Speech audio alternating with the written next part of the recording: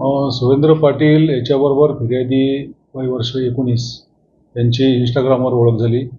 त्यानंतर फिर्यादीला आरोपीने आमिष दाखवलं की तुला एअरपोर्टला मी नोकरी लावून देतो, कागदपत्र घेऊन ये.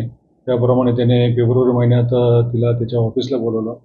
त्या ठिकाणी त्याने सदर तरुणीला आईवडिलांना मारून टाकेल अशी धमकी देऊन तिच्याबरोबर शारीरिक संबंध केले.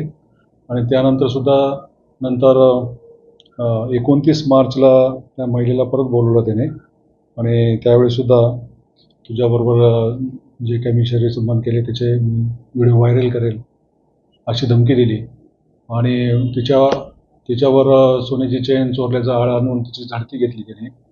आणि त्यानंतर ती कपडे काढायला लावले तिला. आणि त्यानंतर परत ती जात असताना त्यांच्या आरोपीच्या ड्रायव्हरने सुद्धा सदर प्रकार पुन्हा केला की तिला झडती घेण्याच्या उद्देशाने कपडे काढणे वगैरे हा प्रकार झालेला आहे.